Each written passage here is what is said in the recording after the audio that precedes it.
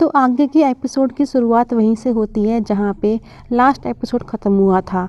गुइनाम pipe पे चढ़ के छत पर पहुँच जाता है और वो ओंजो को छोड़कर चुंगसान को मारने के लिए उसकी तरफ भागता है, क्योंकि चोंगसान ने उसकी एक आंख फोड़ दी थी तो वो भी उसकी आंख निकालने की कोशिश करता है।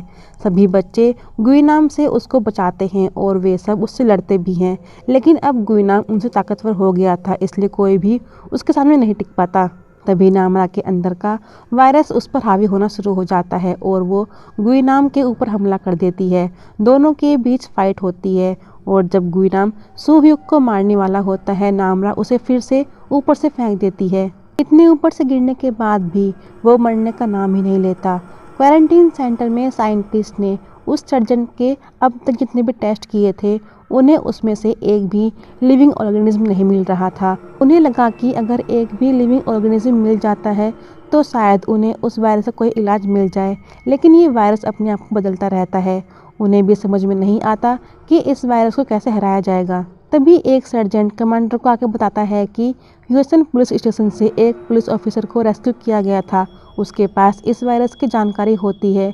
जब कमांडो इस वायरस के बारे में उससे पूछते हैं तो वो उन्हें बताता है कि ये वायरस ब्योंगचन ने बनाया था और इसका नाम जोनस वायरस है। उसने ये भी बताया था कि इस वायरस का इलाज उसके लैपटॉप में है, जो ह्यूस्टन हाई स्कूल के साइंस लैब में रखा हुआ था। अब क्योंकि वायरस उसी स्कूल से फैलना शुरू हुआ था, तो कमांडर उस स्कूल में लैपटॉप लेने के लिए एक टीम को भेज देते हैं। बाहर जब सब खाना लेते रहते हैं, उसी दौरान वही लड़का ह्यूंजी को देखता है।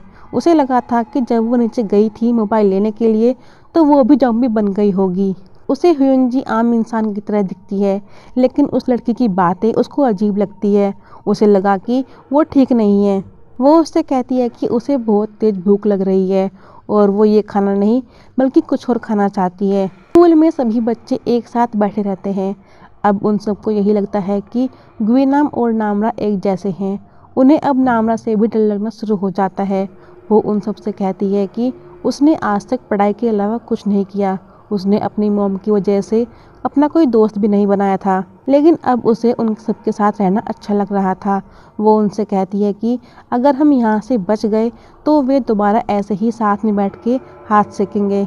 तभी नामरा को हेलीकॉप्टर की आवाज़ सुनाई देती है और बच्चे इसे नहीं सुन पाते, लेकिन नामरा हेलीकॉप्टर की आवाज़ दूर से सुन लेती है।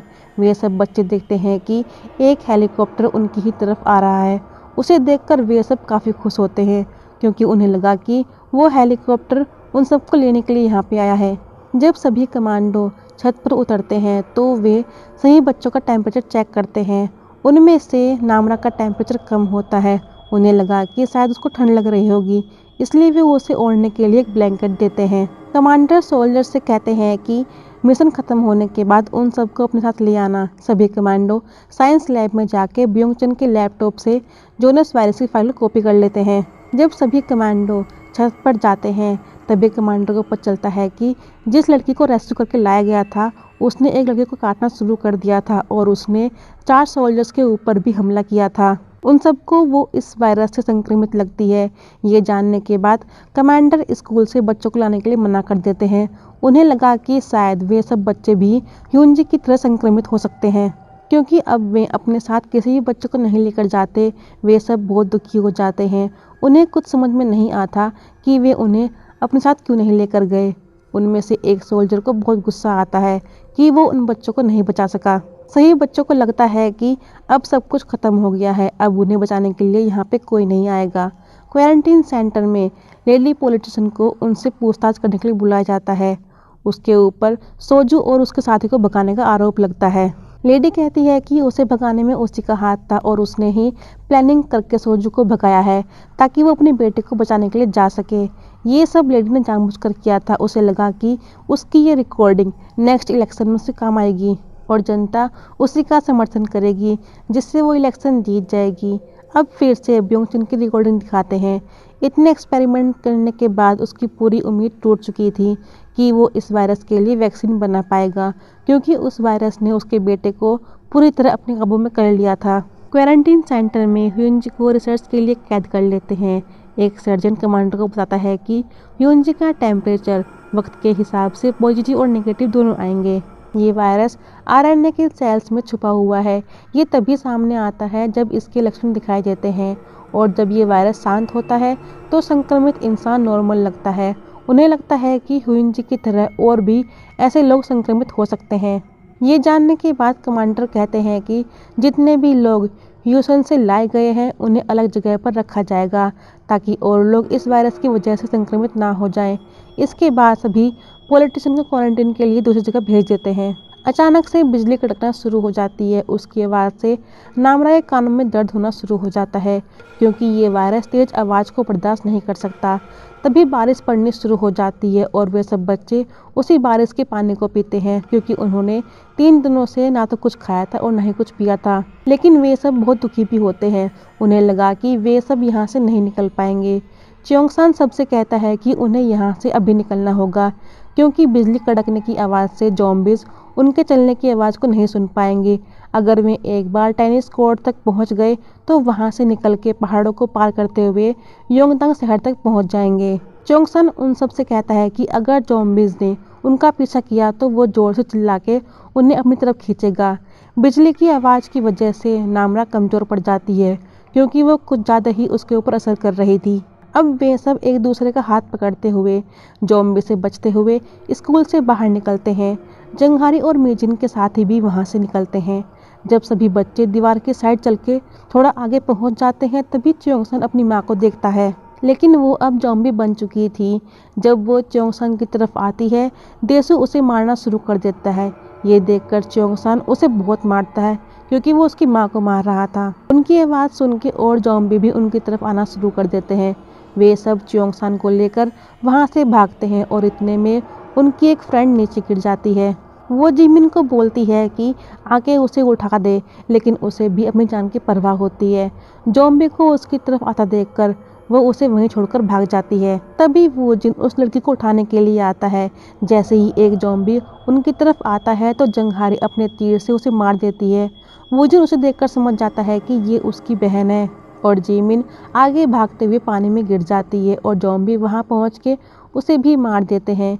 इसके बाद वे सब टेनिस कोर्ट में पहुंच जाते हैं। तभी वे देखते हैं कि वहां पे जो प्लेयर्स प्रैक्टिस कर रहे थे वे भी ज़ॉम्बीज़ बन चुके थे। उनसे बचते हुए वे सब एक छोटे से कमरे में छुप जाते हैं और जंगारी का दोस्त दूसरी साइड छुपने के लिए चला जाता है। मेजिन का दोस्त उसे बचाने के लिए ज़ॉम्बीज़ के सामने आ जाता है। मेजिन बहुत दुखी होती है, क्योंकि वो उसका बहुत अच्छा दोस्त बन गया था।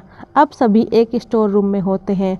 वहाँ पे प्लेयर्स के खेलने का सभी सामान रखा हुआ था। देसू च्योंगसान को सॉरी बोलता है, क्योंकि उसे मालूम नहीं था कि जिस ज़ॉम्बी को मार रहा था वो उसकी माँ थी। च्योंगसान बहुत रोता है कि उसकी माँ भी ज़ॉम्बी बन चुकी है, और ऐसे में ओंजो उसको संभालती है।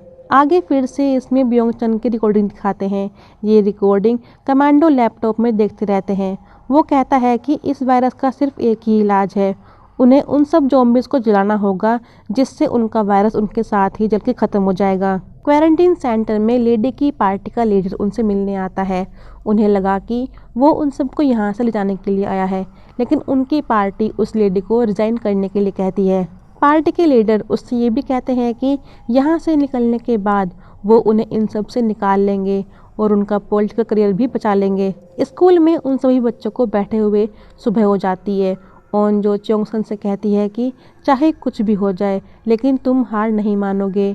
यहाँ से निकलने के बाद वे आराम से बैठकर बहुत सारी बातें करेंगे। सोजू पहाड़ी के रास्ते वहाँ के पेड़ों पर रिबन बांधते हुए आगे बढ़ते हैं, ताकि जब वे बच्चों को बचाकर इसी रास्ते से वापस जा सकें। तभी वे नीचे गिर जाते हैं और उनकी टॉर्च भी गिर जाती है। उनकी हालत पहले से ठीक नहीं होती। स्कूल में नामरा को ज़ॉम्बीज़ की खुशबू आती है। वो सबसे कहती है कि वे उन्हीं की तरफ आ रहे हैं और उनकी महक बढ़ती ही जा रही है। मतलब जितने ज़ॉम्बी वहाँ पर पहले थे अब उनसे ज़्यादा हो चुके थे। वोजिन अपनी बहन से कहता है कि आज तो तेरा टूर्नामेंट शुरू होने वाला था ना। तभी मेजिन कहती है कि उसका नेशनल टीम में सिलेक्शन हो गया है और वो सिर्फ उसे बचाने के लिए यहाँ पर आई है। तभी देसू हिम्मत करके जंघारी को अपने दिल की बात बोल देता है कि वो उसको प्यार करता है और शादी करना चाहता है।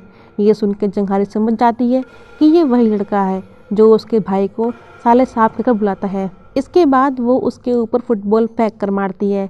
तभी सुहुयुक को आइडिया आता है कि वे वहाँ पे रखे हुए कार्ड्स को इकट्ठा करके एक सर्कल बना सकते हैं और खुद को ज़ॉम्बी से बचाते हुए वहाँ से निकल जाएंगे। क्वारंटीन सेंटर में साइंटिस्ट को पता चलता है कि उन्होंने ब्योंगचुन के बताए हुए रिसर्च से जो वायरस बनाया है वो संक्रमित के वायरस से मिलता है। इसका मतलब ये था कि ब्योंगचुन ने जो भी अपनी वीडियो में बताया था वो सब सही था। संक्रमित इंसान का दिल मर जाता है और वो वायरस उसके दिमाग को काबू करके अपने तरीके से इस्तेमाल करता है। वे किसी भी तरह एक मरे हुए इंसान को नहीं बचा सकते। लेकिन ह्यूनजी का केस थोड़ा अलग होता है। उसके शरीर में उसका दिल जिंदा होता है। साइंटिस्ट कमांडर से कहते हैं कि संक्रमितों को जला के मारना ही होगा, उनके पास इसके अलावा और कोई ऑप्शन नहीं है। लेकिन कमांडर के लिए ये फैसला लेना बहुत मुश्किल होता है। इसमें वे लोग भी मारे जाएंगे जो संक्रमित नहीं होंगे। तभी एक सर्जन उन्हें बताता है कि ज़ॉम्बीज़ ने शहर के एक साइड के बैरिकेड्स को तोड़ दिया है और वे दूसरे शहर योंगतांग की तरफ बढ़ रहे हैं। ये सुन के कमांडर और फौज तैनात करने के लिए कहते हैं और उस शहर को भी खाली कराने के लिए कहते हैं। स्कूल में सभी बच्चे उन कार्ड्स को बांधना शुरू करते हैं। तभी चोंगसन को एक कार्ट में चॉकलेट मिलती है और वो एक्सपायर हो रखी थी, लेकिन उन्होंने इतने दिनों से कुछ नहीं खाया था। मेजिन और जंगारी उसे नहीं खाते, सब उसमें से एक एक बाइट खाते हैं, लेकिन डेसू पूरी ही बाइट खा लेता है। उसे लगा कि जुनयोंग ने चॉकलेट खा ली होगी। वो उसके लिए उसको सॉरी बोलता है। इसके बाद वे सब सेफ्टी गार्ड पहनते हैं ताकि वे ज़ॉम्बी के काटने से बच जाएं। वे सभी उस कार्ट को बना के बाहर ला के सर्कल बना देते हैं। सभी बच्चे उसी के अंदर होते हैं और उस कार्ट के चारों तरफ ज़ॉम्बी पहुंच जाते हैं। वे इतने सारे होते हैं कि सभी बच्चे उस कार्ट को आगे की तरफ नहीं ले जा पाते। उनमें से कुछ ज़ॉम्बी को मारते हैं, उन्हें पीछे करते हैं और कुछ स्टूडेंट्स कार्ट्स को आगे खिसकाते हैं। लेकिन ज़ॉम्बी बहुत सारे होते हैं। उनमें से एक मिजिन को काटने वाला होता है। जैसे ही जुनयोंग उस ज़ॉम्बी को पीछे करता है वो उसके हाथ में काट लेता है। ज़ॉम्बी बनने से पहले अपने दोस्तों की वजह से वो कार्ट के बाहर कूद जाता है।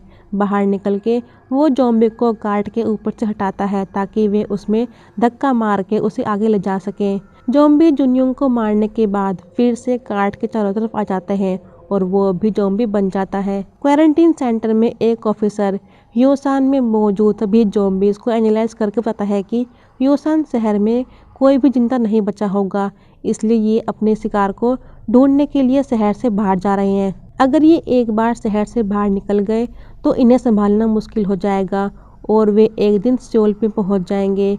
एक बार ये वायरस वहां पहुंच गया तो मतलब पूरी दुनिया ही खत्म हो जाएगी। तभी कमांडर देखते हैं कि ह्यूनजी को जिनसे बांधा गया था वो उन्हें तोड़ देती है और वो शीशे के ऊपर लिखती है कि उसे बहुत भूख लग रही है। ये देखकर कमांडर अपनी टीम को ह्योसन शहर में बॉम्ब गिराने के लिए कहते हैं। वो यहाँ पे एक सोल्जर की तरह सोचता है क्योंकि अगर उन्होंने ह्योसन को बचाया तो पूरा कोरिया ही खत्म हो जाएगा। उधर ओंजो के फादर सोजो भी स्कूल की दूसरी कंस्ट्रक्शन साइट पर पहुंच जाते हैं। स्कूल में सभी बच्चे कार्ट को खिसकाते हुए दरवाजे तक पहुंच जाते हैं। जब ओंजो और सुहयुक उसे खोलते हैं तो वो नहीं खुलता क्योंकि उसमें बाहर से लॉक लगा हुआ था। ओंजो दरवाजे को कई बार मारती है ताकि वो खुल जाए। जब वो गेट खुलता है तो वो अपने फादर को बाहर देखती है और यहीं पे यह एपिसोड ख़त्म होता है। तो मिलेंगे नेक्स्ट एपिसोड की वीडियो में। Thank you.